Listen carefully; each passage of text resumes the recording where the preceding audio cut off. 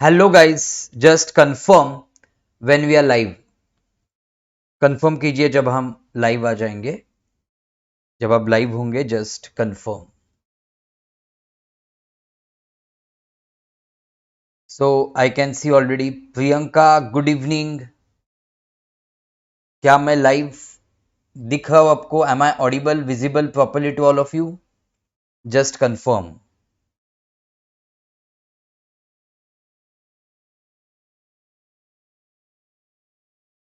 I think I am live now.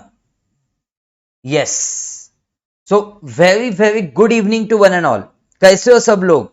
How are you all doing? Yes, good evening Kavya, good evening. तो I hope सब एकदम शानदार है, बढ़िया है। आज के इस इनडायरेक्ट टैक्सेस के सेशन में, अमेंडमेंट के सेशन में आपका तहे दिल से स्वागत करता हूं। मैं CA Prateek Vinay Neve on yes MEPL classes. So दोस्तों, कैसे हो आप सब लोग? फर्स्ट ऑफ ऑल फटाफट tell me, are you excited to learn the amendments? Are you excited to go through the amendments? Are you excited to see the amendments? Absolutely sir. Yes yes yes, wonderful wonderful. So जल्दी जल्दी channel को subscribe कीजिए if you are new to the channel, and guys don't forget to hit the bell icon ताकि आपकी कोई भी important information miss ना हो जाए।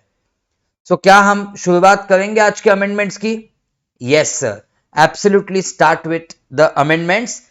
सो दोस्तों, ये सब जो अमेंडमेंट्स है वो आपके अपकमिंग एग्जाम के लिए बहुत ज्यादा इंपॉर्टेंट है। They are important for your upcoming exam, okay, that is June 2024 term. Okay, so let's start with amendments of GST. Yes Komala, very good evening, good evening. और कौन कौन है जरा मुझे फटाफट फटाफट हाय बोलो ताकि I will understand who all have joined. Yes, चलो तो स्टार्ट करते हैं। First amendment from the topic of supply. क्या सर बहुत अमेंडमेंट है? यस है, लेकिन most of them are circular based. आपको सर्क्यूलर बेस्ड का इंपॉर्टेंस मतलब समझता है? सर्क्यूलर बेस्ड मतलब clarification, they will give you clarification. Okay, so amendments which will give some type of clarification, उसको बोलते हैं सर्क्यूलर बेस्ड अमेंडमेंट्स। ओके, तो वैसे टाइप के भी बहुत से अमेंडमेंट्स है। एंड यस, कुछ जगह पे कुछ सेक्शंस में चेंज है, एडिशंस है। सो हम स्लोली स्टेडीली वो डिस्कस करेंगे। ओके, एंड तक बने रहना। I am reading your chat window, कुछ डाउट आए तो पूछ लेना। तो first let's C supply under GST में क्या अमेंडमेंट है। आपको पता है कि supply under GST is covered in section 7 of CGST act. Yes, अब सेक्शन 7 के साथ साथ हम क्या देखते हैं? शेड्यूल 1 देखते हैं, शेड्यूल 2 देखते हैं, शेड्यूल 3 देखते हैं। तो फटाफट मुझे बोलो, schedule 3 is what, do you know? Yes sir, schedule 3 is our negative list. Yes, तो अब उस निगेटिव लिस्ट में एक पॉइंट है, आपको पता है क्या? Actionable claim. There is one point in the negative list, actionable claim. Yes, तो actionable claim is actually goods, because goods के डेफिनेशन में एक्शनेबल क्लेम दिया गया है। So actionable claim actually goods है, लेकिन निगेटिव लिस्ट मतलब शेड्यूल 3 में क्या बोला गया है कि actionable claim, okay, actionable claim will neither be treated as supply of goods nor supply of service। मतलब actionable claim is given in your negative list, but actionable claim के लिए उन्होंने कुछ चीजें एक्सक्लूड की है। मतलब निगेटिव लिस्ट में एक्शनेबल क्लेम से कुछ चीजें एक्सक्लूड की है, जैसे lottery, betting, gambling. In short मैंने आपको क्या सिखाया था, क्या समझाया था कि लॉटरी, बेटिंग, गैम्बलिंग पे जीएसटी है, right? There is GST on lottery, betting and gambling. Now what is the amendment now? तो क्या लॉटरी, बेटिंग, गैम्बलिंग पे जीएसटी लगने वाला है, कंटिन्यू होने वाला है? Absolutely yes. ओके, तो अब अमेंडमेंट क्या है? उन्होंने अब क्या बोला है? अमेंडेड एंट्री 6, किस चीज की entry 6? Entry 6 of schedule 3। What does amended entry 6 of schedule 3 says? Actionable claims, so actionable claim continues to be in negative list, but other than specified actionable claim, क्या बोला है? other than specified actionable claim, मतलब वो उन्होंने क्या insert किया है, specified actionable claim, मतलब इन स्पेसिफाइड एक्शनेबल क्लेम्स पे जीएसटी आने वाला है because they are kept out of the negative list.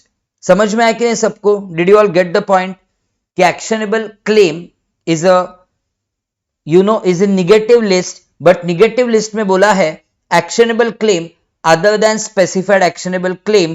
In short, my dear friends, specified actionable claim will qualify as supply. Yes, specified actionable claim will qualify as supply. समझ में आया सबको? तो अब दोस्तों इस स्पेसिफाइड एक्शनेबल क्लेम में क्या क्या आने वाला है, तो उसमें betting, yes, betting, gambling, lottery, ये तो निगेटिव लिस्ट से बाहर ही रहने वाला है क्योंकि वो स्पेसिफाइड एक्शनेबल क्लेम में आने वाला है। उसके साथ साथ स्पेसिफाइड एक्शनेबल क्लेम में क्या लिखा गया है, क्या दिया गया है, casinos, horse racing and online money gaming. So दोस्तों casinos, horse racing and online money gaming, इस पे जीएसटी आने वाला है because it qualifies as supply, it is outside the ambit, did you understand? It is outside the ambit of negative list. Did you all get the point, guys? So betting, casinos, gambling, horse racing, lottery, online money gaming will be equal to supply under GST. क्या सबने follow किया है ये?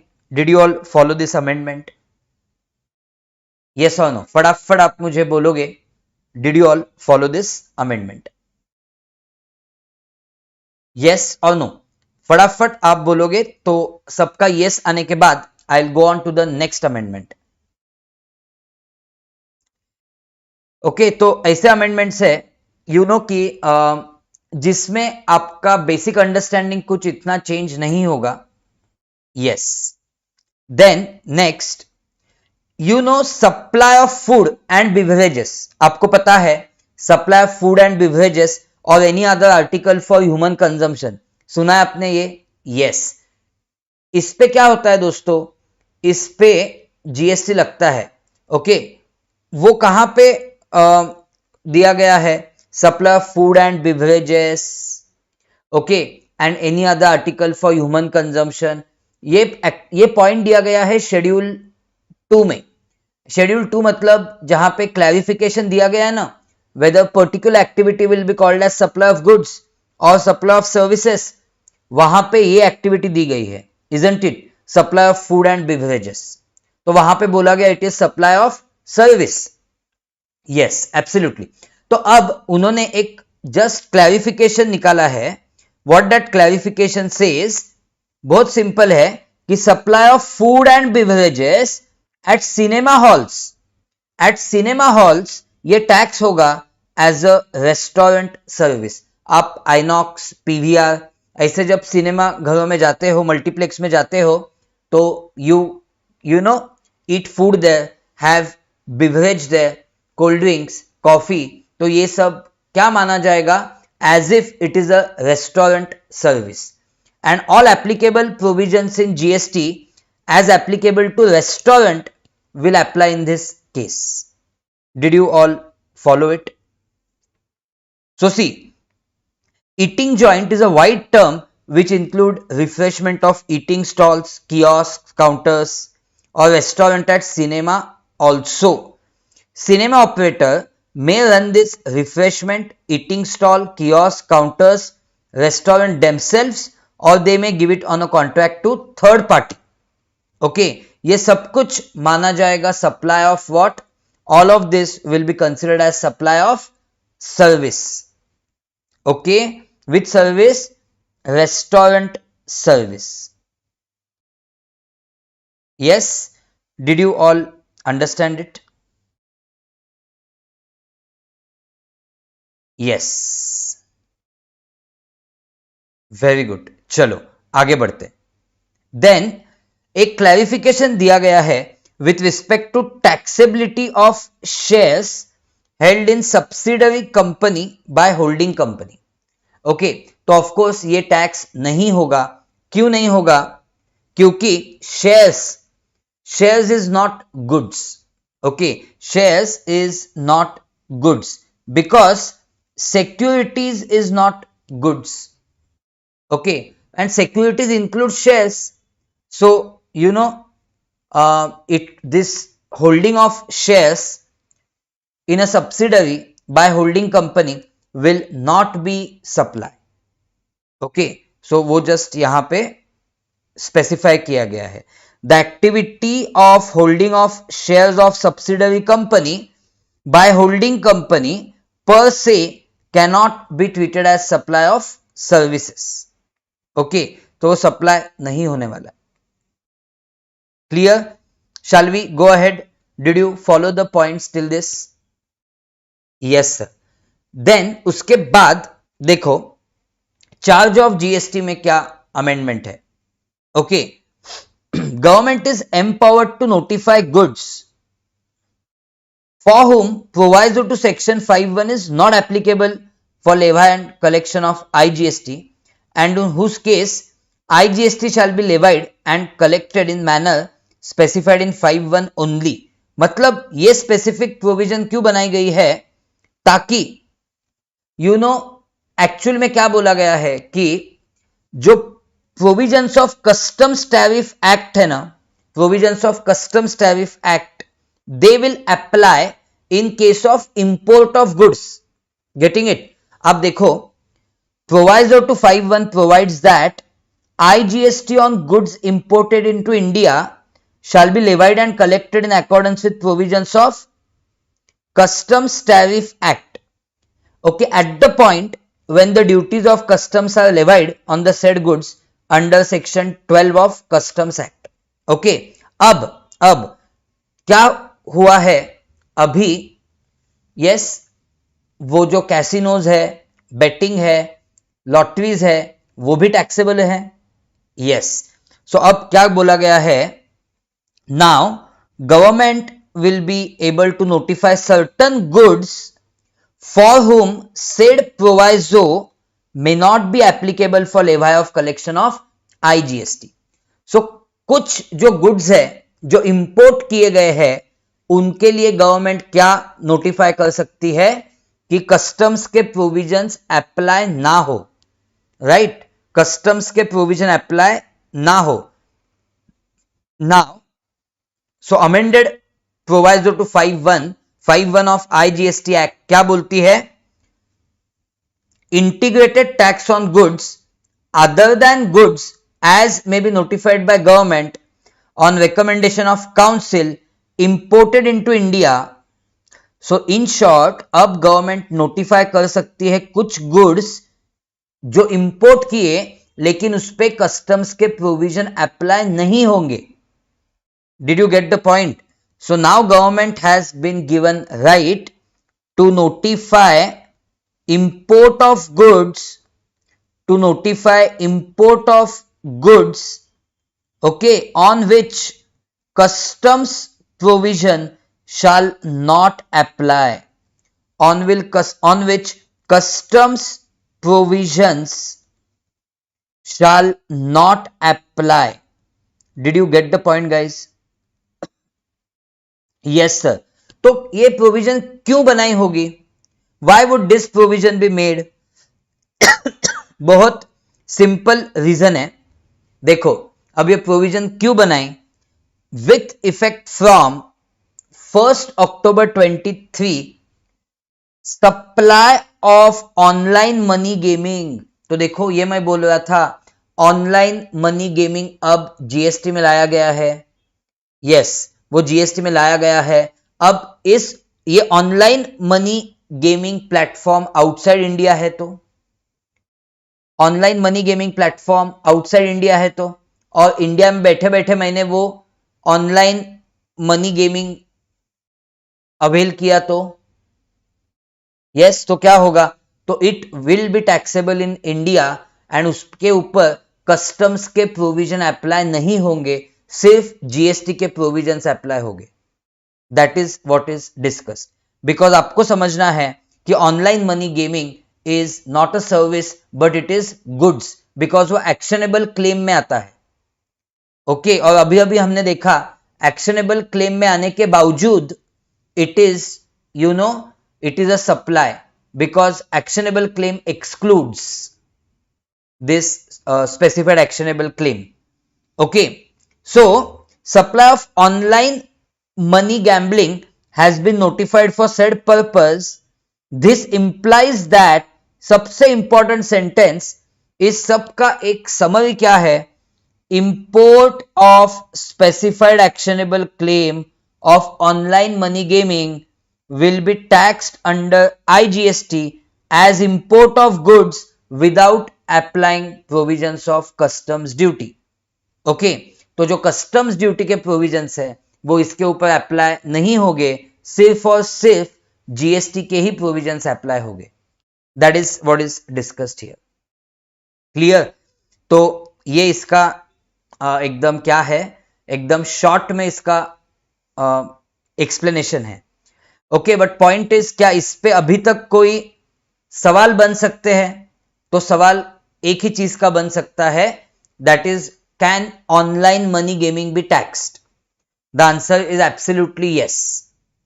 Okay क्योंकि सीधे सीधी बात है कि शेड्यूल 3 में क्या किया गया है, शेड्यूल 3 में एक्शनेबल क्लेम लिखा गया है, but other than specified actionable claim, and specified actionable claim में ऑनलाइन मनी गेमिंग है.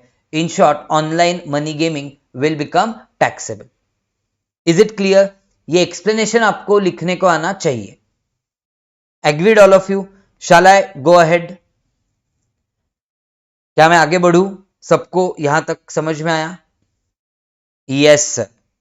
नाउ आपको पता है when we discuss reverse charge mechanism, okay मतलब liability of recipient of supply to pay GST. याद है ना आपको what is reverse charge mechanism? Liability of recipient of supply to pay GST. Yes, तो आपको क्या ये याद है कि director of a company giving a supply to company is taxable under reverse charge mechanism. मतलब director is not liable to pay GST but company is liable to pay GST. ये याद है सबको? Yes sir. अब उसमें एक clarification दिया गया है. क्लैरिफिकेशन बहुत इंपॉर्टेंट है, ठीक से सुनना. ओके सपोज इस डायरेक्टर का एक हाउस प्रॉपर्टी है या कमर्शियल प्रॉपर्टी है. उस कमर्शियल प्रॉपर्टी को डायरेक्टर ने कंपनी को रेंट पे दिया. कमर्शियल प्रॉपर्टी को डायरेक्टर ने कंपनी को रेंट पे दिया तो क्या होगा? यस तो क्या होगा? तो ये रिवर्स चार्ज मैकेनिज्म में नहीं आएगा. ओके क्योंकि रिवर्स चार्ज मैकेनिज्म में क्या आता है? Services given by director to company in the capacity of director. Okay समझ में आ गया? So as a director what services I am giving to company? Say I am finance director of company. So whatever services I am giving in that capacity to my company, on that company is liable to pay GST on reverse charge basis. Not on such services like renting of immovable property or machine, something like that. Got it? So देखो पढ़ लो थोड़ा सा. Tax on services supplied by director of a company in his personal capacity, okay, such as renting of immovable property, is not payable under RCM. Got it all of you? ये इसका summary है. Okay, so see, in short, only those services supplied by director of a company which are supplied by him as or in capacity of director of that company shall be taxable under reverse charge mechanism in the hands of company. Agreed? तो ये yes, very much logical, of course, बहुत ही logical and required clarification है. Okay, चलो, very good. So others, did you get it? Dinesh ji, yes, 100%. Noted, Dinesh ji. Priyanka, are you there following? Kavya ji? Yes, and Komla is already replying. Okay, उसके बाद कुछ amendments है in case of RCM, reverse charge mechanism. There are some amendments in the list of notified services, tax on which is payable, under reverse charge by recipient. तो क्या amendment है देख लो, एकदम माइन्यूट वर्डिंग्स के amendment है. Okay, so देखो क्या अमेंडमेंट है. See, category of supply of service. Which services we are talking about? Services supplied by central government, state government, union territory and so on to a business entity. Okay, excluding services by Department of Post and Ministry of Railways. So Ministry of Railways जो service देगी वो of course reverse charge mechanism पे tax नहीं होगा. Okay, got it? बस ये point है, obvious सा पॉइंट है. ओके, जैसे कि इंडियन रेलवेज उनके गोडाउन्स रेंट पे देती है, बिजनेस एंटिटीज को देती है, तो वो रिवर्स चार्ज मैकेनिज्म पे टैक्स नहीं होगी, क्योंकि कहां पे वर्ड इंसर्ट किया है? हाँ, services supplied by CG, SG, UT और LA to a business entity excluding services by ministry of railways. Agreed? तो in short ministry of railways जो सर्विस देगी वो फॉरवर्ड चार्ज मैकेनिज्म पे ही टैक्स होगा. Agreed? Then services supplied by CG but excluding whom? Again ministry of railways. So ministry of railways ये जो service देगी किस चीज की? रेंटिंग ऑफ इमूवेबल प्रॉपर्टी, तो वो टैक्स होगी फॉरवर्ड चार्ज मैकेनिज्म पे ही. It will be taxed on forward charge mechanism. Okay, this you have to understand. Then एक सर्विस थी, इसको डिलीट किया है. ओके, आरसीएम में एक सर्विस थी, उसको क्या किया है? निकाल दिया है. कौन सी service? Services supplied by person located in non taxable territory by way of transportation of goods by vessel from place outside India up to custom station of clearance in India. या आरसीएम पे taxable था, इसको अब किया गया है delete. Okay, तो अब ये फॉरवर्ड चार्ज बेसिस पे ही टैक्स होगा. ओके, देन कौन सा service? Supplied by foreigner means a person located in non taxable territory bye way of transportation of goods by a vessel up to place located outside India. तो ये अब FCM पे ही tax होगा. Okay, then these are just given for your understanding. You may go through this, that goods where GST is payable on RCM. But exam perspective से क्या important है? Services important है जिन पे टैक्स पेबल है on reverse charge basis. Okay, goods का just आपके इसके लिए दिया है, रेफरेंस के लिए दिया है. देन ये देखो, ये एक अमेंडमेंट देखो,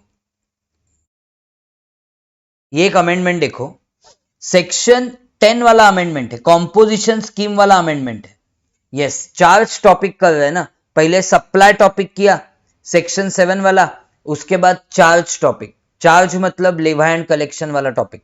so section 9 of CGST act, and उसके बाद कॉम्पोजिशन लेवा है मतलब section 10 of CGST act. Okay, तो registered person may opt for composition scheme even if he is engaged in supply of goods through e-commerce operator. आपको याद है क्या कि पहले मैंने आपके साथ क्या डिस्कस किया था कि एक ए है who is selling, say, याद है आपको, ये एक एग्जांपल डिस्कस किया था, A is selling imitation jewellery, ऐसा एग्जाम्पल डिस्कस किया था क्लास में. Imitation jewellery he is selling, yes, imitation jewellery बेचने के लिए he has listed himself on Amazon. Yes, now मैंने आपको क्या बोला था कि as soon as he list is goods on Amazon, Flipkart etcetera, एक वो मैंने आपको बेंचमार्क बताया Amazon, वैसे कोई भी ई कॉमर्स ऑपरेटर पे यदि सप्लायर ने उसके गुड्स लिस्ट किए हैं तो he cannot take composition levy. We had discuss this, he cannot take composition levy. Yes, but अब अमेंडमेंट क्या है देखो, with effect from 1st October 23, word goods have been deleted from section 10 to D. मतलब there was a restriction for person to take composition scheme if he was dealing with goods or services through ECO. Getting it? But अभी उसमें से word क्या delete किया है? Word goods delete किया है. मतलब if you are dealing in goods and you are dealing via Amazon, Flipkart, still you are eligible for composition scheme. Of course, last year में आपका aggregate turnover जैसे आपको पता है 1.5 CR / 75 lakhs as the case may be से कम होना चाहिए. Agreed? So no restriction on registered person engaged in making supply of goods through ECO to opt for composition levy of 10(1) or 10(2)A. Did you all follow this point, guys? ये exam perspective से 100% important हो सकता है. Did you all get the point? This can become important from exam perspective. Yes, sir. Yes, sir. Very good, Kavya ji. Very good, Komla ji. What about others? Did you get this amendment? तो ऐसे छोटे छोटे amendment है, but yes उसके ऊपर मतलब दो तीन मार्क्स के क्वेश्चन फ्रेम हो सकते हैं. So now can I go to POS, place of supply. Place of supply जो कि है section 10, 11, 12, 13 of IGST act. Can I go to amendments from place of supply. क्या अमेंडमेंट्स है दोस्तों प्लेस ऑफ सप्लाई में? देखो आपका जो सेक्शन 10 है, what is section 10? Section 10 of IGST act is place of supply of goods other then in case of import export. Import export छोड़ के और जगह पे मतलब और केसेस में प्लेस ऑफ सप्लाई क्या होगा गुड्स के लिए, यह डिस्कस किया है सेक्शन 10 में. तो उसमें सबसेक्शन 1 है, सबसेक्शन 2 है. सबसेक्शन 1 में वो 5 क्लॉजेज है ABCDE. Supply involves movement of goods, okay, supply does not involve movement of goods, याद है ना. Then you have got billed to ship model के केस में प्लेस ऑफ सप्लाई क्या होगा, वो सब वहां पे डिस्कस किया गया है, इजंट इट. देन इंस्टॉलेशन के केस में क्या होगा place of supply, where goods are installed at a location. And lastly, if the goods are sold on board a conveyance, उस केसेस में प्लेस ऑफ सप्लाई क्या होगा डिस्कस किया. अब दोस्तों इसमें एक नया क्लॉज डाला है, that is clause CA. Never forget it, don't forget it at all. Section 10 subsection 1 clause CA, शायद बहुत ही ज्यादा इंपॉर्टेंट अमेंडमेंट. आज के इस सेशन की एटलीस्ट 3 स्टार अमेंडमेंट है ये. ओके, तो इस क्लॉज में क्या लिखा गया है? This clause is for whom? C, it is for place of supply of goods purchased over the counter. Over the counter समझते हो? ओवर द काउंटर मतलब क्या? आप दुकान में गए और गुड्स खरीदे, that is over the counter. जैसे कि टर्मिनोलॉजी फार्मास्यूटिकल में यूज होती है, over the counter medicine. Over the counter medicine मतलब आप जाके दुकानदार को बोलते हो मुझे वो पर्टिकुलर गुड्स देना, और दुकानदार आपको वो गुड्स देता है। मतलब उसको बोलते हो ओवर द काउंटर। मतलब आपने कहीं से गुड्स ऑर्डर नहीं किए, कुछ नहीं किया, आपने just over the counter you went and you ordered for the goods, उसको बोलते हैं OTC, ओवर द काउंटर। सो अब place of supply of goods purchased over the counter in one state and transported to another state by the buyer। मतलब मैं आया waste Bengal में और waste Bengal में मैंने कपड़े खरीदे, ओके, या फिर वेस्ट बंगाल में मैंने कुछ से स्टेशनरी आइटम्स खरीदे, okay. So place of supply of goods purchased over the counter in one state and I transported those goods back to Maharashtra। तो उस केस में प्लेस ऑफ सप्लाई क्या होगा, यह डिस्कस किया गया है 10(1) CA में। तो देखो डायरेक्टली हम पढ़ते हैं कि 10(1) CA क्या बोलता है। Where supply of goods is made to a person other than other than registered person। So दोस्तों ये किसके लिए है? This is for goods purchased over the counter by whom? By unregistered person. In short shopkeeper has sold goods to whom? Unregistered person. मतलब ये B2C के लिए है। This case is for B2C। तो इस B2C के केस में place of supply क्या होगा? The place of supply notwithstanding anything contrary contained in clause A और clause C। मतलब clause A और clause C पे ऊपर होगा overriding effect। Are you getting the point? It will have overriding effect। Means supply involves movement of goods हो या supply does not involve movement of goods हो, जो भी हो उसके ऊपर overriding effect होगा। तो place of supply होगा location as per the address of the said person recorded in the invoice issued in respect of said supply। and अगर available नहीं है वो address, then location of supplier, that is where the address of the said person is not recorded in the invoice। okay, I hope all of you followed it। if not, let me just quickly explain you again। we are talking about over the counter sales। Over the counter sales made to whom? Made to आपके language में URD। URD मतलब unregistered person.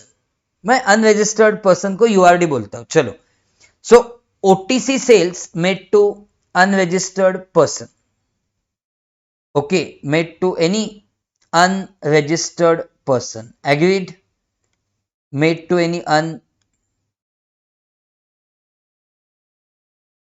Registered person. यहां तक समझ में आया सबको कि ये 10(1) CA किसके लिए है? Did you all understand till this point? Yes. अब उसमें क्या हो सकता है? दो पॉसिबिलिटीज है उसमें। Address of recipient of supply is available. If address of recipient of supply is available, then what is the place of supply?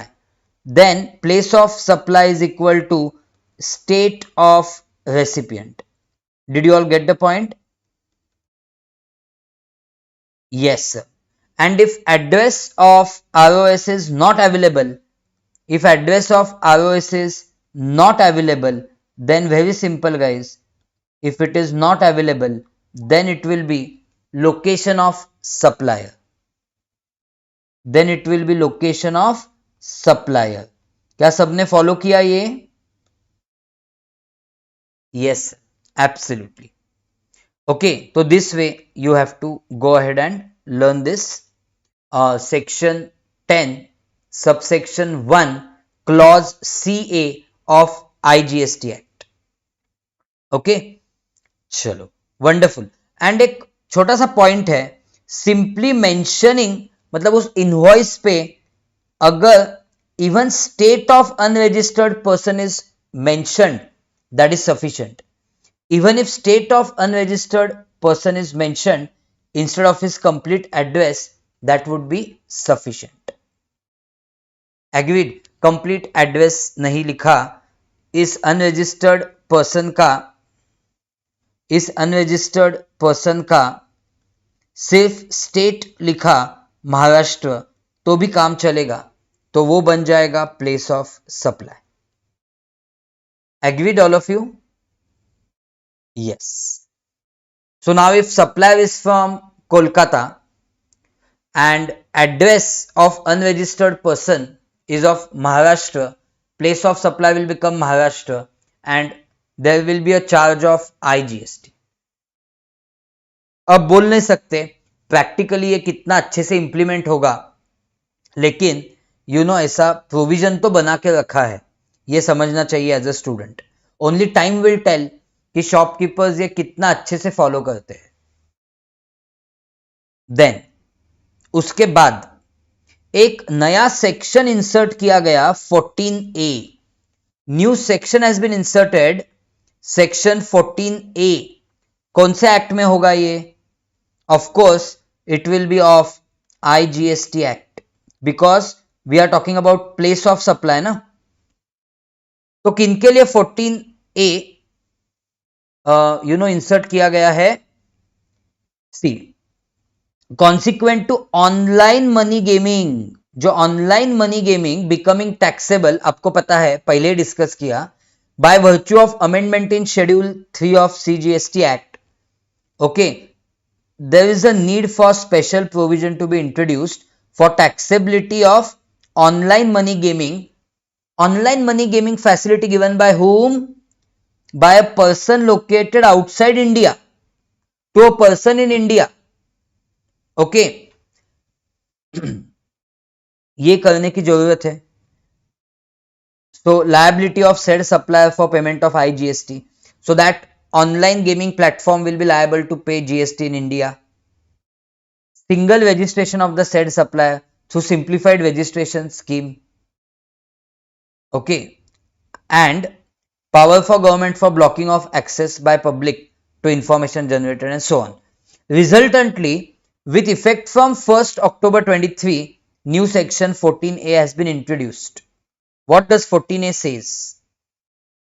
Supplier of online money gaming not located in taxable territory, matlab located outside India, shall in respect of supply of online money gaming by him to person in taxable territory be liable to pay IGST on such supply. मतलब जैसे assume पोकरबाजी नाम का एक app है online gaming. Assume कि that is a foreign app. Assume, so guys that Pokerbaazi will be of course liable to pay GST. Okay.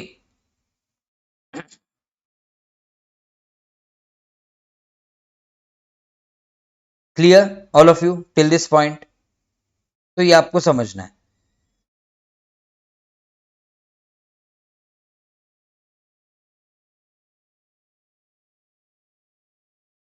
However, any person located in taxable territory representing such supplier for any purpose in taxable territory shall get registered and pay IGST on behalf of the supplier. Okay. Now, next, तो वो 14A of IGST act का amendment है.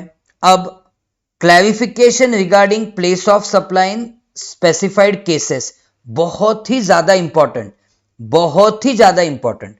5 stars, 5 stars. आपका जो section 39 है ना, 39 मतलब क्या? 13 मतलब क्या? IGST एक्ट का बोल रहा हूं.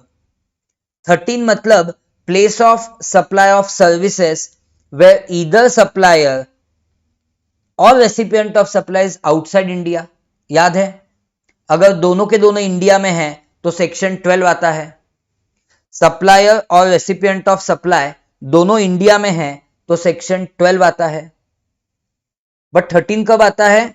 आइदर सप्लायर और recipient of supply if outside India, तो कौन सा आता है? 13 आता है ना। तो उस 13 में सबसेक्शन 9 जो है दैट इज टॉकिंग अबाउट, आपको याद होगा, supply of service of transportation of goods including through mail और कुरियर। यस ओके, एक्चुअली क्या हुआ है देखो, ये इंक्लूडिंग नहीं, अदर देन मेल और कुरियर है। ओके, तो इस जो 13(9) था ना, 13(9) वो हो गया डिलीट। यस काव्या, कोमला जी, यस वो हो गया डिलीट, वो हो गया ओमिट। ओके, वो ओमिट हो गया है, ओमिट हो गया तो क्या हो जाएगा, अगर 13 का स्पेसिफिक प्रोविजन अप्लाई नहीं हो सकता तो जनरल अप्लाई होता है। तो जनरल इज व्हाट? सबसेक्शन 2, याद है ना, जनरल तो क्या है? सबसेक्शन 2 है ना। तो now general will apply for supply of service of transportation of goods. तो पहले क्या था, मैं आपको 1 मिनट में समझाता हूं। तो ये हेडिंग एकदम सही है, क्योंकि पहले क्या था, पहले ऐसे था, place of supply in case of supply of service of transport of goods excluding bye way of male और कुरियर, ये आता था 13(9) में। अब वो सब कुछ डिलीट हो गया। तो इन शॉर्ट सबका स्टेटस सबके लिए प्लेस ऑफ सप्लाई डिसाइड कैसे होगा? 13(2) के अनुसार होगा, चाहे वो मेल कुरियर हो या फिर transportation of goods by any other way हो। वो कैसे डिटरमाइन होगा? वो डिटरमाइन होगा एज पर 13(2). Yes shocking. अच्छा, आपका काम कम हो गया ना, तो अभी 13(9) डिलीट कर दो। आपने कहीं पे भी पढ़ा है तो डिलीट कर दो 13(9). सो कॉन्सिक्वेंटली टू ओमिशन क्या हो जाएगा? अप्लाई होगा 13(2). जब 13(2) अप्लाई होगा तो प्लेस ऑफ सप्लाई क्या होता है 13(2) में? Location of recipient of services. And अगर रेसिपिएंट ऑफ सर्विसेज का लोकेशन अवेलेबल नहीं है then it will be location of supplier of services. ये तो कुछ नहीं है, 13(2) की प्रोविजन है, इसमें कुछ चेंज 13(2) के प्रोविजन में चेंज नहीं है। Clear? Did you all follow this guys clearly? yes or no? yes sir. then next just clarification issue है, next just clarification है जो सर्कुलर ने दिया गया है। तो you can go through the next clarification which is regarding place of supply in case of advertising sector। तो advertising sector में ऐसे बोला गया है, बड़े बड़े होर्डिंग्स जब एडवर्टाइजिंग कंपनी रेंट पे देती है, बड़े बड़े होर्डिंग्स, तो place of supply is yes location where those hoardings are located. तो वहां पे प्लेस ऑफ सप्लाई हो जाता है एज पर 12(3). 12(3) मतलब services in relation to immovable property. Okay, तो आपको इजीली ये समझ में आएगा इशू। तो I think you should go through it in detail. मैंने आपको अभी हिंट दिया है, you can go through that in detail. Okay, और देन 12(8) दोस्तों, 12(8) क्या है अच्छे से समझना। ओके, बट आप एक पक्का मुझसे वादा करना कि ये नोटिफिकेशन पढ़ोगे। यस सर, नोटिफिकेशन ये पढ़ेंगे। चलो मैं ही समझा देता हूं आपको, थोड़ा लेंदी होगा अमेंडमेंट का सेशन, बट यस किसी ने फॉलो, मतलब देखो फॉलो करना ही चाहिए आपने। There may be case where there is supply of space और sale of rights to use the space on holding structure that is immovable property belonging to vendor to client or advertising company for display of the advertisement on the said hoarding or structure. आपने देखा होगा ना, building के टंकियों के ऊपर बड़े बड़े फ्लेक्स लगाए हैं, होर्डिंग्स लगाए हैं. We are talking about them.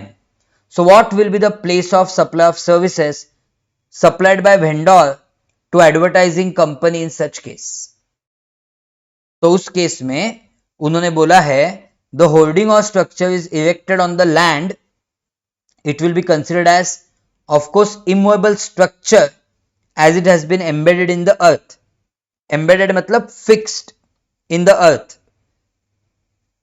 Further, place of supply of any service provided by way of supply of space of immovable property or grant of rights to use immovable property shall be governed by provisions of section 12(3) of IGST Act. तो place of supply क्या हो जाएगा?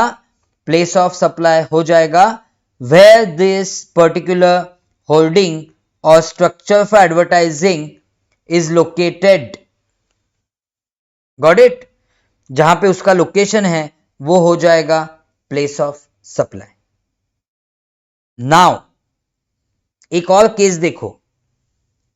Okay, दो contradictory cases है, मतलब contradictory cases नहीं है, उसमें इन्वॉल्वमेंट अलग अलग प्रोविजंस की है क्योंकि इशू थोड़ा सा अलग है.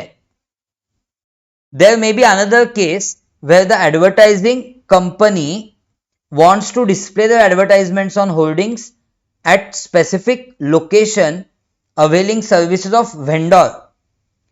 Responsibility of arranging hoardings or billboards lies with vendor who may himself own the structure or may be taking it on rent or right to use basis from another person.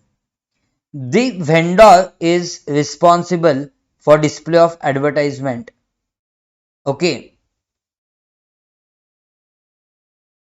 display of advertisement of the company at the said location.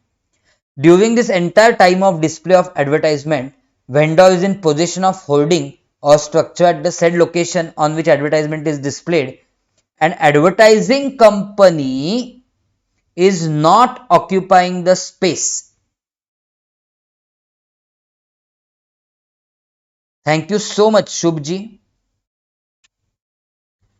Yes, Shubhji is saying that I am your old student. I still miss your lectures, sir. Thank you so much, Shubh. Okay, so advertising company is not occupying the space. Point क्या है? Advertising company is not occupying the space or structure. Okay. तो in this case क्या होगा? Place of supply of such service. Okay, तो यहां पे उसको माना जाएगा advertising service. Mind you, not advertising service to government. जो एडवर्टाइजिंग सर्विस टू गवर्नमेंट होता है ना, वो तो सेक्शन 12 सब सेक्शन 14 में आता है. This is normal advertising service. तो दोस्तों, नॉर्मल एडवर्टाइजिंग सर्विस आएगी रेसिडुअरी में. रेसिडुअरी मतलब वो आएगी सेक्शन 12(2) में. Did you all follow it? Such services provided by vendor to advertising company are in nature of advertisement service and for them place of supply will be determined as per 12(2). Okay, then दोस्तों ये provision आपको पता होगा. This you must be knowing that 12(8) है ना, 12(8)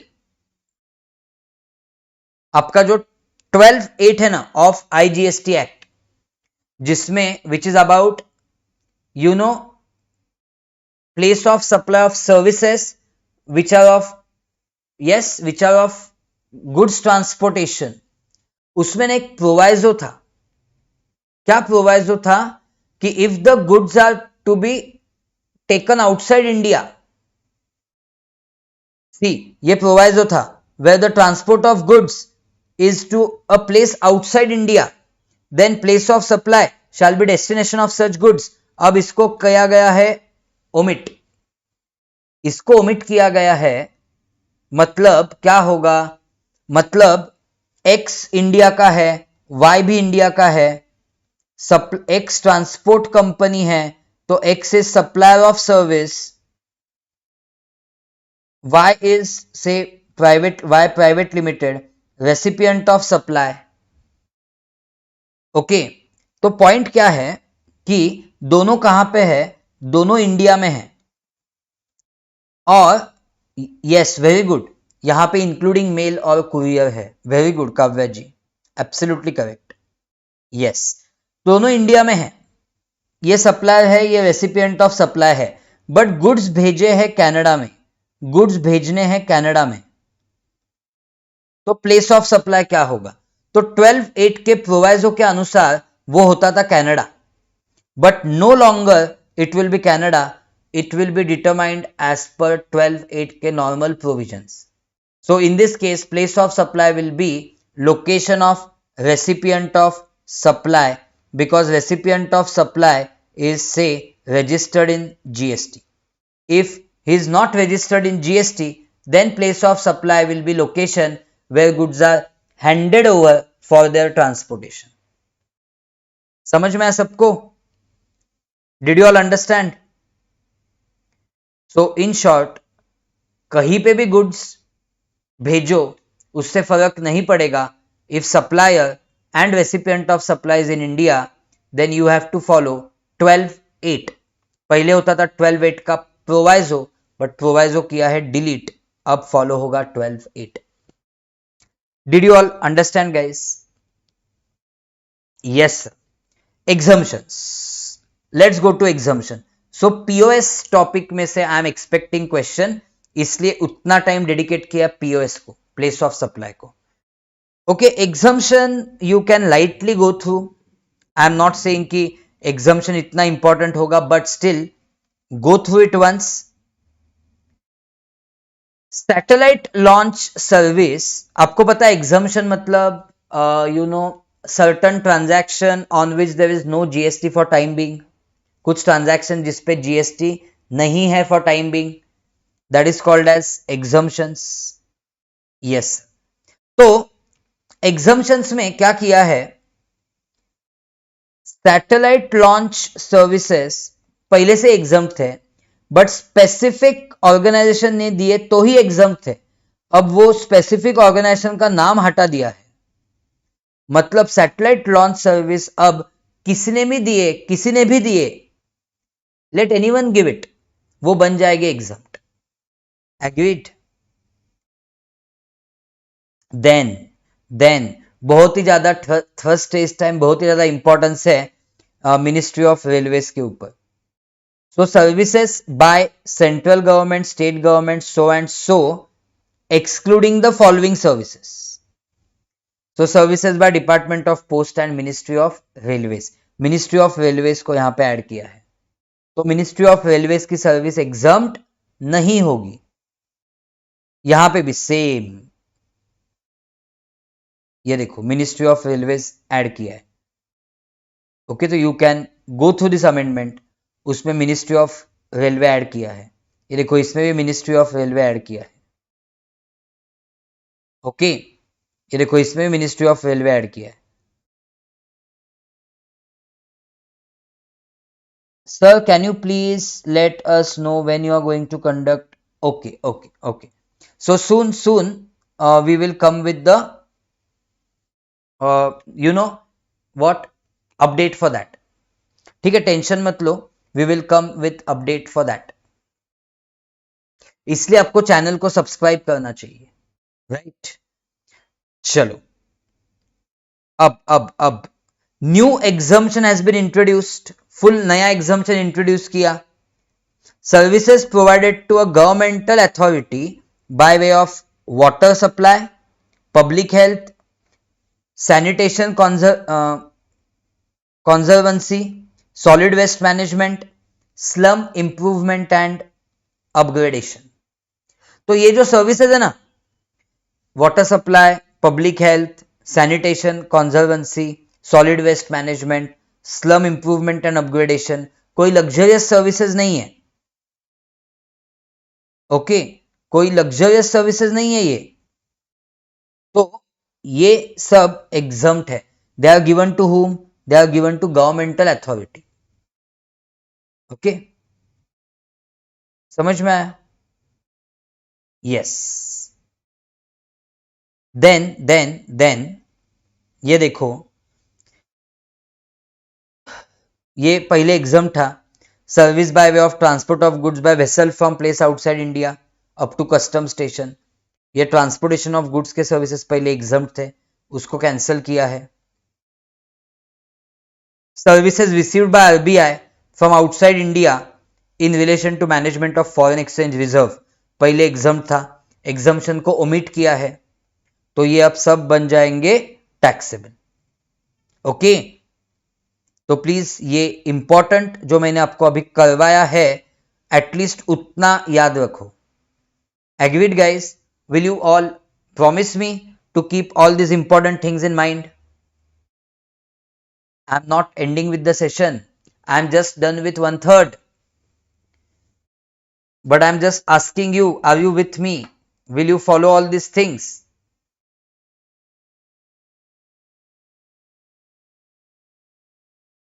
Yes or no, guys?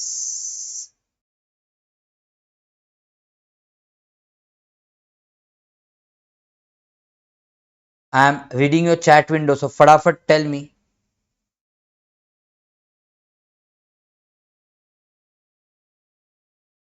Yes, absolutely. आपकी chat window ही पढ़ रहा हूं. Okay okay.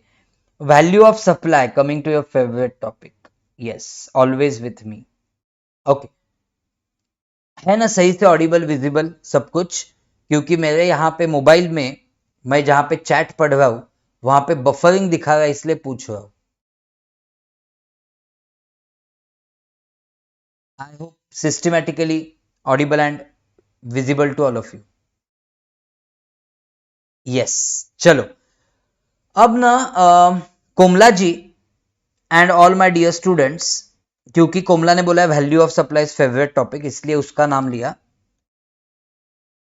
तो वैल्यू ऑफ सप्लाई में अमेंडमेंट मतलब क्या है कि जो online money gaming, okay, online gaming and other online money gaming and actionable claim, इन सब चीज. अब देखो एक इंटरेस्टिंग पॉइंट है जो हमने सेक्शन 15 पढ़ा है. सेक्शन 15 में हमने सब सेक्शन 5 भी पढ़ा है. यस सर, बट 5 पे ज्यादा ध्यान नहीं दिया था.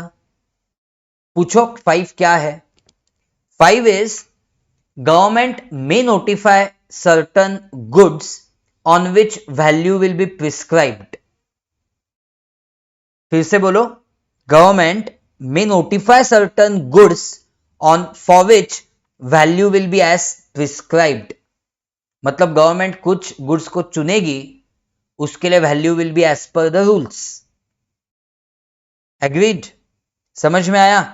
तो अब आपको पता है ना कि online money gaming, this actionable claim in casinos etcetera, ये तो गुड्स ही है, क्योंकि वो डेफिनेशन ऑफ एक्शनेबल क्लेम में है. And actionable claim is in goods. Yes, तो अब उनके लिए वैल्यूएशन किया है नोटिफाई, मतलब वो गुड्स की है नोटिफाई और उसके लिए वैल्यूएशन होगा एज प्रिस्क्राइब्ड. समझ में आया? तो गवर्नमेंट इनके सबके पीछे है, online gaming and casinos, okay, betting, lottery, gambling, इस सब के पीछे गवर्नमेंट है, टैक्स लगाने के पीछे. तो बहुत सारे प्रोविजंस उसके लिए बनाए हैं. उसमें से एक प्रोविजन क्या है कि उनकी वैल्यूएशन कैसे होगी, ये आपको उन्होंने बताया है. वही बताएंगे आपको वैल्यूएशन कैसे होगी.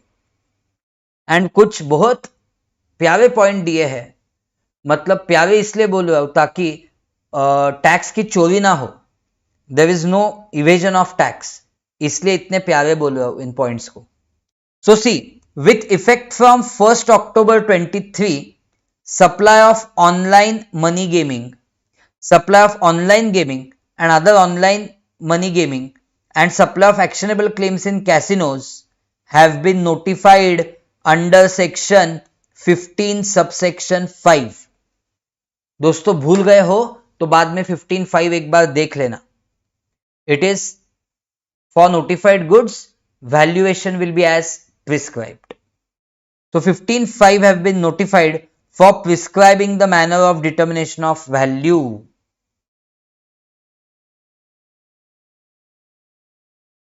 Okay, Komla is asking one interesting question.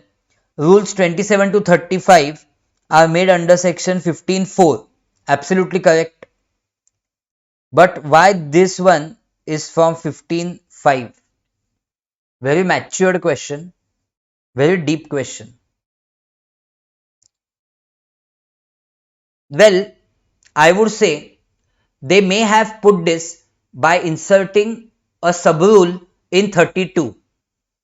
आपको पता है ना 32 में लिस्ट दिया हुआ है कुछ ट्रांजैक्शंस का जहां पे value will be as given in that rule. Yes, तो वो ये स्पेसिफिक पॉइंट वहां पे भी जा सकता था, लेकिन what they preferred to prescribe it under 15.5. Getting it? बहुत ही बढ़िया सवाल पूछा आपने. This shows really depth of your understanding. तो बहुत बढ़िया. क्लियर? समझ में आया आपको मैंने क्या बोला? Yes, very good. So see, क्या मेथड दी गई है? That is more important. What method has been given? So method for determination of value of supply in case of online gaming and so on, which is given in rule 31b and 31c. तो 31b 31c ऐसे rule insert किए. तो finally rule कहां पे गए? 27 to 35 के बीच में गए, 31b एंड 31c. तो क्या बोला गया है 31b में? For online gaming including online money gaming, मतलब वही रमी सर्कल. मैंने ऐसे आपके ऐप के नाम नहीं लेने चाहिए, but just for you to make understand. Dream 11, rummy circle, PokerBaazi, ये सब में क्या होगा? Value of supply. Total amount paid और पेबल, टोटल अमाउंट पेड और पेबल टू और deposited with supplier by way of money और money's worth including virtual digital assets, मतलब आपके bitcoin and all. Okay, so suppose 100 rupees is the ticket for particular online gaming. तो 100 rupees will be assessable value because it is total money paid. Okay, however देखो ये clause क्या बोलता है? Amount of money returned or refunded by supplier to player for any reason. Okay, वो reason कुछ भी हो सकता है, including player not using the amount paid or deposited with supplier, so and so, shall, please note guys, shall not be deductible from the value of supply. उसको value of supply से minus नहीं करना है. तो ये बहुत important हो जाता है. तो 100 रुपीज मैंने डिपॉजिट किए ऑनलाइन गेमिंग ऐप पे, 100 रुपीज मैंने डिपॉजिट किए ऑनलाइन गेमिंग ऐप पे, गाइस उस पे लगेगा जीएसटी, उस पे आएगा जीएसटी. बाद में कुछ मैंने रिफंड दिया, doesn't matter. Okay, then value of supply of actionable claim in case of casinos. Okay, तो कैसीनोज में आप टोकन वगैरह खरीदते हो, चिप्स खरीदते हो, कॉइन्स खरीदते हो, टिकट्स खरीदते हो, या उसका नाम कुछ भी होने दो, उसके लिए आपने जो अमाउंट दिया है, उसके लिए आपने जो अमाउंट दिया है वो हो जाएगा एसेसेबल वैल्यू.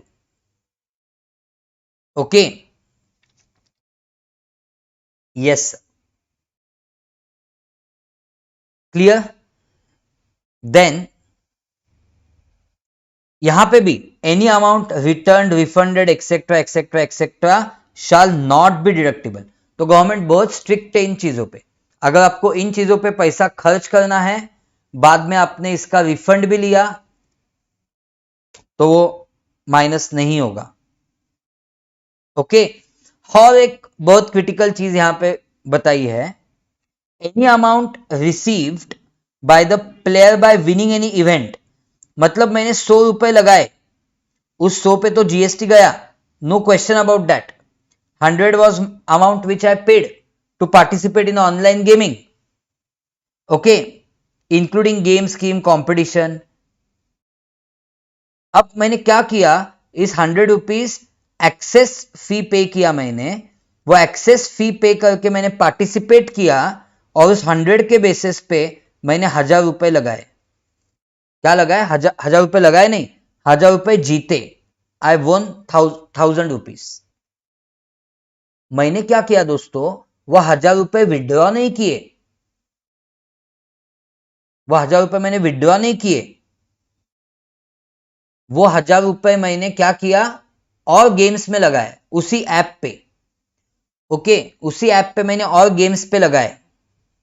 तो थैंकफुली गवर्नमेंट क्या बोलती है, which is used for playing by said player in further event without withdrawing shall not be considered as the amount paid or deposited with the supplier। In short, ये जो access fees मैंने पे की थी 100 rupees, उस पे ही GST लगेगा। अगर मैंने नया अमाउंट 1000 रुपए जीता और वो मैंने लगाया, this I have put as further excess fees, तो इस पे जीएसटी नहीं आएगा। In short, it will not form part of the value of supply।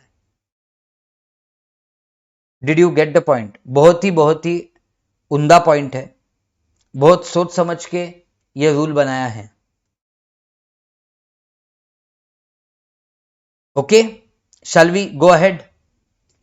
Did you understand till this point? तो ये सब टैक्स करने के लिए एक बहुत अच्छी इकोसिस्टम बनाई है, ऐसे बोल सकते हैं। क्या क्या इकोसिस्टम के पॉइंट्स है? पहले तो इन सबको मेन स्ट्रीम टैक्सेबिलिटी में लेके आए, इनको सबको मेन स्ट्रीम टैक्सेबिलिटी में लेके आए। ओके, उसके बाद नॉन मतलब जो आउटसाइड इंडिया है उसको भी रजिस्ट्रेशन लेने को बोला, इंडिया में टैक्स पे करने को बोला। ओके, आउटसाइड इंडिया से जो ऐसा सप्लाई करते हैं उनको भी टैक्स इंडिया में पे करने को बोला। उसके बाद इसकी वैल्यूएशन कैसे करनी है वो आपको समझाया। अब क्या बोलते हैं, इसका टाइम ऑफ सप्लाई बोलते हैं। इसके टाइम ऑफ सप्लाई पे एक क्या लाया है, एक सर्कुलर लाया है, नोटिफिकेशन लाया है, माय बैड। इसके टाइम ऑफ सप्लाई पे एक नोटिफिकेशन लेके आए। What is that? Check, tax to be paid on specified actionable claims. ये जो एक्शनेबल क्लेम्स है ना 6, आपको पता है कौन से 6, उन पे आपको क्या करना चाहिए, टैक्स पे करना चाहिए at the time of receipt of payment. Usually दोस्तों गुड्स के लिए क्या होता है time of supply, date of issue of invoice और last date when invoice should have been issued. So date of receipt of payment matter नहीं करता, क्योंकि नोटिफिकेशन 66/2017 बोल के गया है कि when the payment is received is immaterial for goods, but online gaming, casino, betting, lottery, gambling, इन सब के लिए if advance is received, pay GST at the time of receipt of such advances। Agreed? Did you understand? So in case of specified actionable claim, tax has to be, actually can नहीं, shall होना चाहिए, shall be paid at the time of receipt of payment of such supplies by the suppliers। Got it? बहुत ही ज्यादा important point, बहुत ही ज्यादा important point, very important. Agreed? Time of supply का point है। And 12 में आता है क्योंकि ये सब स्पेसिफाइड एक्शनेबल क्लेम गुड्स है. I hope all of you have understood this. Can I go ahead in valuation? Yes, very good. अब देखो, थोड़ा पानी पी लूं क्या? पानी पी लेता हूं थोड़ा. बहुत ही जोश में, बहुत ही जोश में. बाप रे, 1 घंटा 10 मिनट हो गए. Can you imagine? मैंने सोचा नहीं था. जब हम दिमाग में सोचते हैं ना एज अ फैकल्टी कि ये अमेंडमेंट है, वो अमेंडमेंट है, हमें लगता है कि वो तो क्या मतलब 5 मिनट में कवर हो जाएगा. बट जब उसके ऊपर बोलने लगते, एक्सप्लेन करने लगते, तो समझ में आता है कि इतना कुछ है उसमें जो बताया जा सकता है. क्या बात है, क्या बात है. मतलब नेक्स्ट लेवल पे आप पढ़ रहे हो. हाँ, इतने मैच्योर्ड क्वेश्चन. मतलब I am really impressed, highly impressed. तो सब स्टूडेंट्स को ये डाउट समझ में आना चाहिए. 1,000 रुपए वाला जो प्रोवाइजो है 12(2) में, क्या वो अप्लाई होगा? ओके, तो समझ लो यहां पे वो जो प्रोवाइजो है ना, प्रोवाइजो, उसमें क्या लिखा गया है? Amount up to 1,000 is received in excess against an invoice. Got it? In excess against an invoice मतलब जब ऑनगोइंग होता है ना सेल, जैसे मैंने आपको सर्विसेज के केस में एग्जांपल दिया था, Airtel giving you services, postpaid connection की सर्विस, वो जो मैंने आपको एग्जांपल दिया था ना, उसमें देखो ना कैसे ऑनगोइंग सर्विस है. वैसे ऐसे ऑनलाइन गेमिंग के केस में ऐसे कि ऑनगोइंग सर्विस नहीं है ना. जैसे मंथ टू मंथ बिल आता है, उस बिल के अगेंस्ट एक्सेस पे किया, ऐसा नहीं है ना. इसलिए प्रोवाइजो का इंपैक्ट नहीं होगा, ऐसे बोल सकता हूं मैं.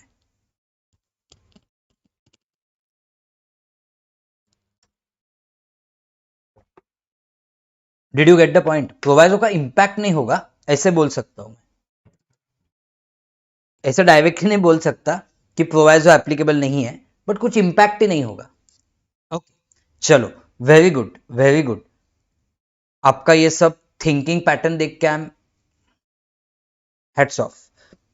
ओके, अब देखो, taxability and valuation of personal guarantee by directors and corporate guarantee bye related person for the company. मतलब देखो,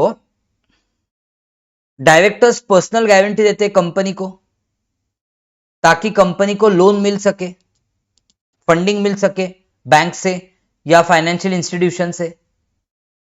यस, तो taxability and valuation of personal guarantee by directors and corporate guarantee, तो दो इश्यूज है. Personal guarantee is given by directors to the company, तो उसका valuation क्या होगा?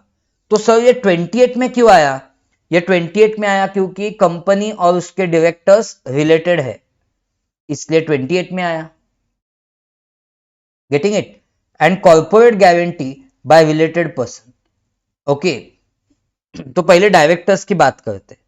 देखो, whether activity of providing personal guarantee by director of company to bank or financial institution for sanctioning of credit facilities to the said company without any consideration will be treated as supply of service or not, and whether the same will attract GST or not. Okay, तो क्या होने वाला इस case में, ये समझ लो आप. क्या होने वाला है ये आप पहले समझ लो. इस केस में director and company are related persons, ये दिया गया एक्सप्लेनेशन टू सेक्शन 15 में. The activity of providing personal guarantee by director to banks for securing credit facilities for the companies is to be treated as supply of service even if it is without consideration. बात समझ में आई? Yes, because it is supply between related person.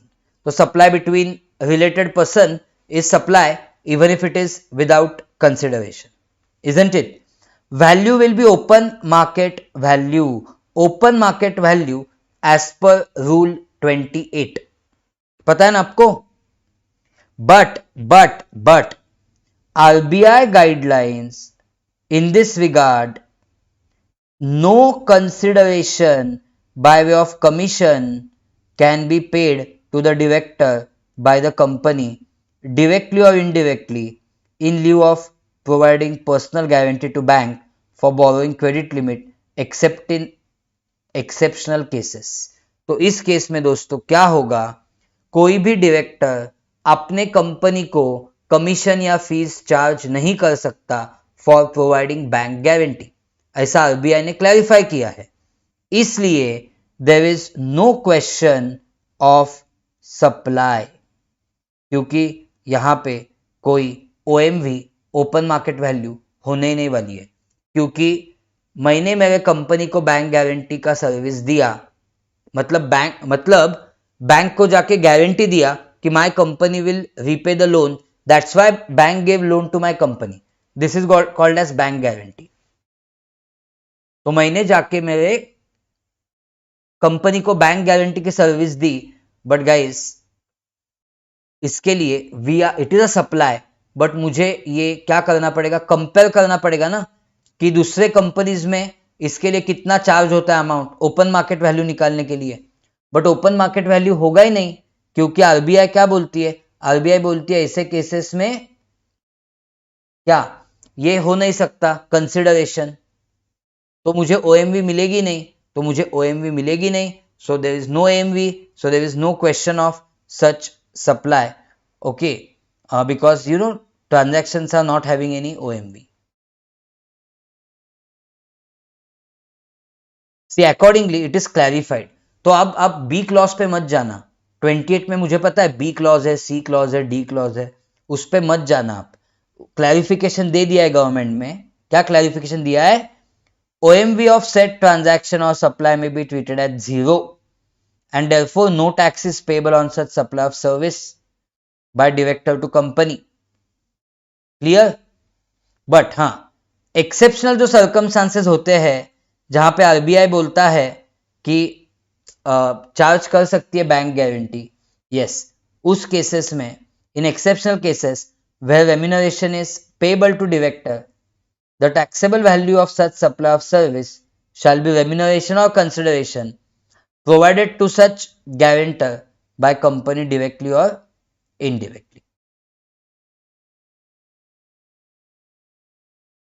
मतलब जो actual consideration पे किया है वही हो जाएगा आपका एसेसेबल वैल्यू उन एक्सेप्शनल सर्कमस्टांसेस में, ओके, जहां पे ऐसे बैंक गारंटी के लिए कमीशन या कोई फीस दिया है. देन उसके बाद whether the activity of providing corporate guarantee. अब कॉर्पोरेट गारंटी क्या है, by a person on behalf of another related person और by holding company for sanction of credit facilities to subsidiary company, means one company giving guarantee on behalf of another company, okay, to whom to bank, even when made without consideration, will it be treated as taxable supply of service or not? And agar yes, then what will be the value? The answer is of course yes. Activity is to be treated as supply of service, because of course it is between related person. So even if it is made without consideration, it will be treated as supply of service. कोई tension नहीं है. But इसके लिए 28 में सब rule 2 insert किया गया valuation के लिए. तो उसका वैल्यूएशन कैसे होगा, मतलब X company is holding company, Y is subsidiary, Y को लोन चाहिए बैंक से, तो एक्स ने क्या किया, गारंटी दिया वाई के बिहाफ पे. तो क्वेश्चन इज उसका एसेसेबल वैल्यू क्या होगा, तो उसका एसेसेबल वैल्यू होगा 1% of amount of such guarantee offered और actual consideration, no need to tell you whichever is higher. मतलब 50 लाख रुपए के लोन के लिए गारंटी दिया है, तो 50 लाख का 1% कितना आता है? 50 लाख का 1% 50,000 रुपए, 50,000 रुपीज. So 50,000 rupees और एक्चुअल कंसिडरेशन से एक्चुअल कंसिडरेशन पे किया है 40,000. Getting it? Yes. So whichever is higher, ये बन जाएगा assessable value. Please please please keep this in mind. Please give this 5 stars. Please give this 5 stars. Will you do that? 28 याद रहेगा? Will you be able to remember 28? Yes, sir. Okay.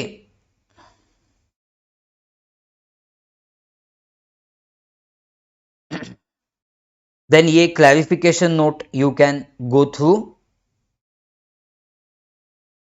Okay, जो मैं आज go through बोल रहा हूं, whatever I am saying go through today, listen to me properly. As you can see, I am using, मैं आज दोनों लैंग्वेज यूज कर रहा हूं, हिंदी इंग्लिश. सो ये है अपना अमेंडमेंट का session, English, Hindi plus English mix. And on day after tomorrow, मतलब on Thursday, there is going to be same amendment session exclusively in English. So whatever I am saying today, जो मैं आज बोल रहा हूं कि we will go through in detail or you can go through in detail yourself, that we can carry forward to which session? To exclusive English session. Means in exclusive English session मैं आज जो discuss किया वो तो करूंगा ही, of course 100% English में. और ये जो चीजें आपको बोल रहा हूं ना मैं कि we will you go through in them, I will discuss them in detail at that time. Why so, friends? Because already in this session we have taken 1 hour 22 minutes. Getting the point? तो थोड़े ये जो less important चीजें हैं वो वहां पे elaborate करूंगा, तो वो भी देखना to some extent if possible. Agreed? Yes. Mainly मैं क्या कैरी फॉरवर्ड कर रहा हूं? सर्क्यूलर बेस्ड अमेंडमेंट जो है वो. बट ऑफ कोर्स मैंने आपको जो टेक्निकली बहुत ज्यादा इंपॉर्टेंट है वो ऑलरेडी सब बोल दिए हैं. इज द पॉइंट क्लियर मैंने क्या बोला अभी? Okay, then see where electricity is supplied by real estate owners. देखो ना, आपको डे 1 पे मैंने क्या बोला था कि जीएसटी लॉ कहां से आता है, तो उसमें क्या बोला था कि जीएसटी लॉ का source, one of the source is what? One of the source is circulars issued by CBIC and circulars give clarification. तो ये देखो, ये सब clarificatory circulars है. So where electricity is supplied by real estate owners or RWA, Resident Welfare Association, or real estate developers as the pure agent. Pure agent मतलब मैं एक mall चला रहा हूं, मैंने क्या किया? एक मॉल डेवलप किया है. उस मॉल को मैं, उस मॉल में जो शॉप्स है उनको मैं रेंट पे देता हूं और मैं क्या करता हूं? मेंटेनेंस चार्ज करता हूं. Getting it? उस मेंटेनेंस में इलेक्ट्रिसिटी भी देता हूं मैं. तो दोस्तों वो केस आ जाएगी यहां पे वो केस आ जाएगी यहां पे. wherever electricity is being supplied bundled with renting of immovable property and or maintenance of premises, as the case may be, it is a part of composite supply and it will be taxed accordingly. Principal supply is renting of immovable property and or maintenance of premises, as the case may be, and supply of electricity is ancillary supply to the same. समझ में आया point? Even if electricity is billed separately, the supplies will constitute composite supply and therefore rate of principal supply, that is GST rate on renting of immovable property, and or maintenance of premises as the case may be would be applicable. समझ में आया सबको? Did you all get the point, guys? But when it is given just as a agent, an amount is collected, then you can exclude it.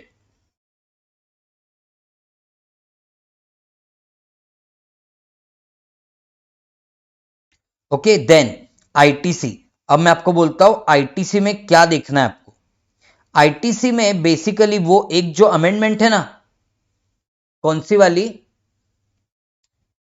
Block credits की amendment, वो बहुत important हो जाएगी. Block credits की amendment, ये देखो, ये जो भी गुड्स सर्विसेज आप परचेस करते हो और यूज करते हो for CSR activities on that ITC is blocked.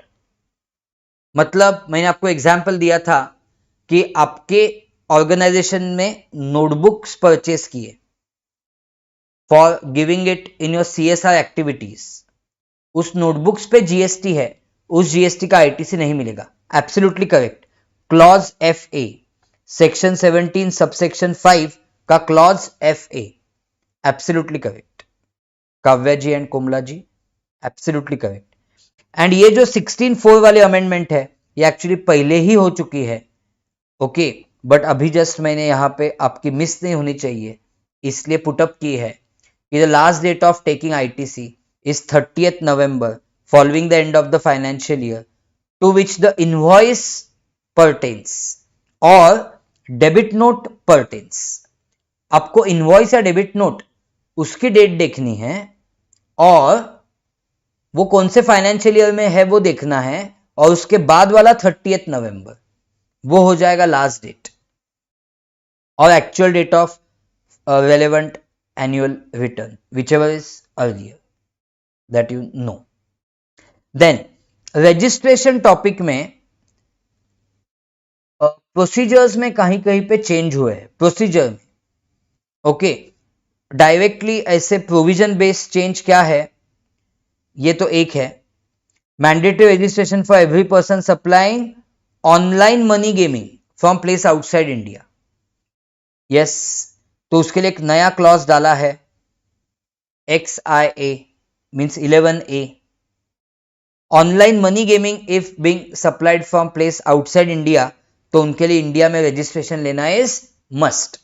आपको पता है सेक्शन 24 में वैसे केसेस है जहां पे registration in India is compulsory under GST irrespective of turnover. तो ये एक अमेंडमेंट है. देन प्रोसीजर में चेंज है. ओके, तो ये तो आप देख सकते हो क्या प्रोसीजर में चेंज है. इंडिया में फिजिकल प्रेजेंस चाहिए होता था रजिस्ट्रेशन के लिए, अब उसको हटा दिया है, तो you can go through that. Then आपका बैंक अकाउंट का डिटेल लिंक करना चाहिए अपने जीएसटी रजिस्ट्रेशन के साथ. Okay, within 30 days of grant of certificate of registration. Okay, or before filing GSTR 1 or invoice furnishing facility, whichever is earlier. Okay, नहीं तो freeze हो जाएगा आपका रजिस्ट्रेशन, सस्पेंड हो जाएगा. ओके, देन तो वो देखना आप procedural based amendments. Then time limit for filing application for revocation. जो रिवोकेशन ऑफ कैंसलेशन होता है ना, सेक्शन 30 वाला, तो उसमें टाइम लिमिट मतलब उसके अकॉर्डिंग जो रूल पड़ते हैं उसके लिए टाइम लिमिट 90 days था रिवोकेशन ऑफ कैंसलेशन के लिए. Okay, so I mean it is increase to 90 days. वो जो पहले 30 days था it is increase to 90 days and extension of 180 days permitted, of course on sufficient cause being shown. Okay, then simplified registration scheme for persons supplying OIDR services, that online information database access services, from place outside India to a person, unregistered person in India. Then ये देखो, ये एक और important हो सकता है point. क्या point है? Unregistered person with aggregate turnover up to threshold limit permitted to supply goods through ECO. आपने इमिटेशन ज्वेलरी वाला एग्जांपल देखा आज? Imitation jewellery sold through Amazon, वो कॉम्पोजिशन स्कीम ले सकते हैं. अब ऐसा पॉइंट था कि उनके लिए registration was compulsory irrespective of turnover, but अब वो भी चेंज किया है. Okay, they did not take registration as per section 24 से उनको हटा दिया गया है. So person supplying goods via ECO need not take registration compulsorily. उनको रजिस्ट्रेशन तभी लेना चाहिए जब उनका एग्रीगेट टर्नओवर आगे जाता है 40 lakhs या 20 lakhs या 10 lakhs, as the case may be. Clear?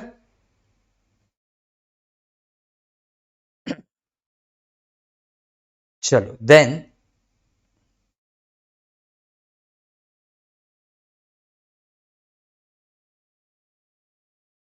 जो अपना ई इनवॉइसिंग का कंपल्सरी एग्रीगेट टर्नओवर होता है ई इनवॉइसिंग एप्लीकेबिलिटी के लिए, that turnover is now 5 crore.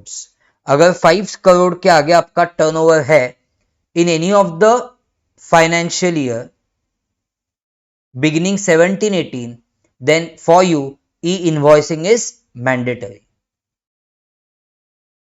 Okay, ये आपको एक समझना है बात. तो वो स्टार्ट हुआ था 500 करोड़ से. मतलब गवर्नमेंट को क्या करना है, ज्यादा से ज्यादा सप्लायर्स ई इनवॉइसिंग के अंडर लाने हैं, बट डायरेक्टली सबको ई इनवॉइसिंग मैंडेटरी नहीं बोला था. Year by year they are reducing the limit. तो पहले 500 करोड़ से स्टार्ट किया था. जिनका टर्नओवर 500 सीआर से ज्यादा है उनके लिए ई इनवॉइसिंग कंपल्सरी, ऐसे पहले बोला था. वो 500 से लेके 200 पे आ गए, 200 से 100, 100 से 50, 50 से 20, अब 20 से आ गए हैं 5 पे. So in any FY from 17-18, if your aggregate turnover is exceeding 5 CR, then for you e-invoicing is mandatory. Okay, तो remember the limit of 5 crores. Then, तो ये वो एक पॉइंट दिमाग में रखना.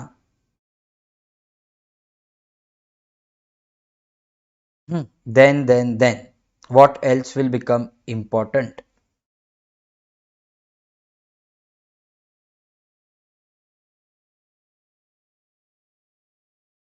बाकी सब तो क्या है, it is based on procedure.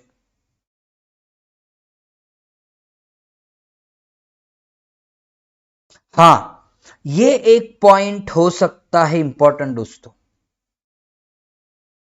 Please understand, this one point can become important. Please mark this important.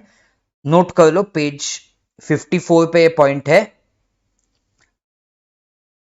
आपको पता है section 9 subsection 5, you remember section 9 subsection 5, liability of e commerce operator to pay GST. Yes sir, उसमें हमने 3 notified services देखे थे. When notified services are supplied through ECO, it is liability of ECO to pay GST. Yes or no?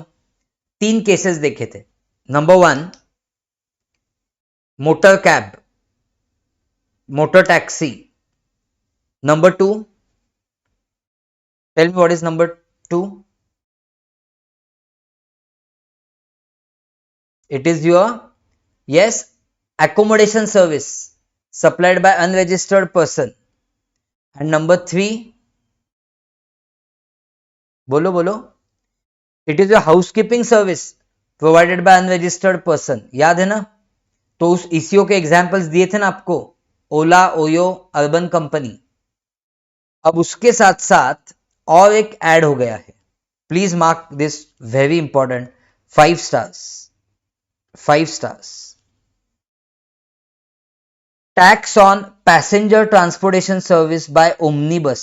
Omnibus मतलब bus services, bus operator की service taxable हो गई है। E commerce operator will pay GST. Okay, this bus operator should be other than company. Okay, क्योंकि except बोला है, except where person supplying such services through ECO is a company. तो in short, bus operator services provided by any person other than company.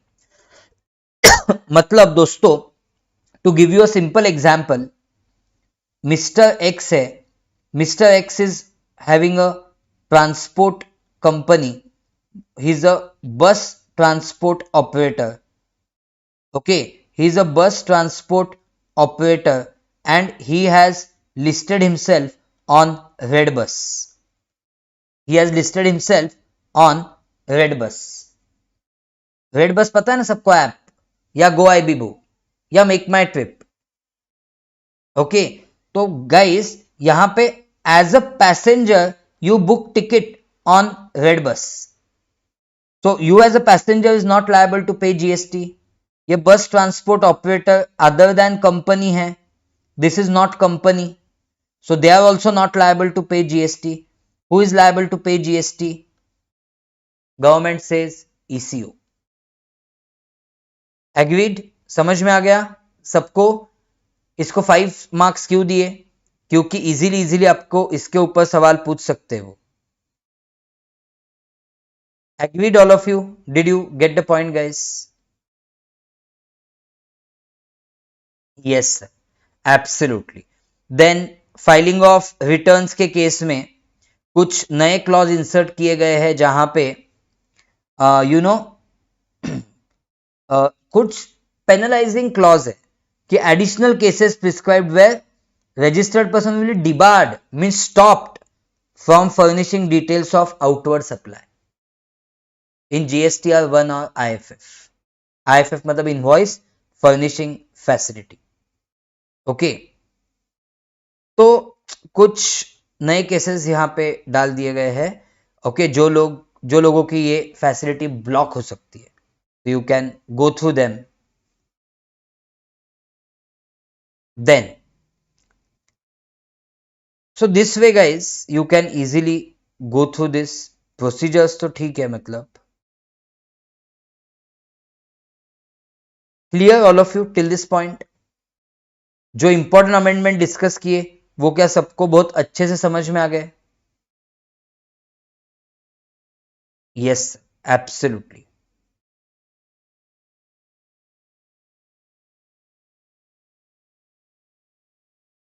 Clear all of you?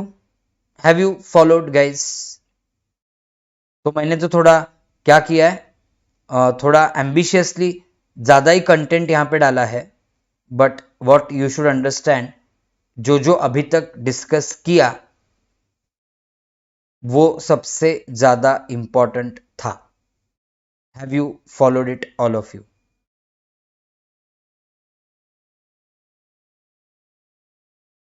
yes or no guys?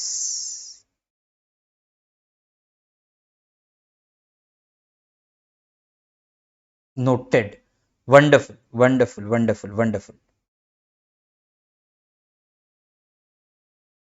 Okay, तो exam oriented I think we have covered all required amendments here. Exam oriented जो amendments थे वो हमने सब cover किए हैं। Okay, जो अभी नहीं किए वो हम इंग्लिश अमेंडमेंट्स जो होने वाले हैं उसमें डिस्कस करेंगे ऑन थर्सडे। एग्रीड? तो उसमें हम थोड़ा कम टाइम डिवोट करेंगे अभी जो डिस्कस किया उसके लिए, एंड यू नो थोड़ा ज्यादा टाइम डिवोट करेंगे अभी जिसके डिटेल में नहीं गए उसके लिए। Agreed? Have you all followed these things guys? So I hope that this amendment session was important and I hope that you have understood all those amendments. So thank you so much guys for being part of this session. I wish you all the very best and happy studying, happy learning, and if you are new to the channel, subscribe to the channel and hit the bell icon ताकि आपके ऐसे कोई भी amendments and कोई भी videos miss ना हो and further दोस्तों please tune in on Thursday also. Okay, आपके सब अमेंडमेंट्स रिवाइज हो जाएंगे, अमेंडमेंट्स की रिवीजन हो जाएगी, नथिंग लाइक दैट. एंड जो हिंदी इंग्लिश मिक्स देख रहे हैं, मुझे ऑफकोर्स पता है कि you will understand English, so it will be no problem if you get all the amendments revision in English again on Thursday at same time 8:30. So yes, at that time friends don't worry, today those amendments which we could not cover in detail, तब हम वो भी amendment detail में देखेंगे. तो मुझे पता है सिंसियर बच्चा पक्का वो भी देखेगा थर्सडे वाला, right? Thank you so much, it was lovely.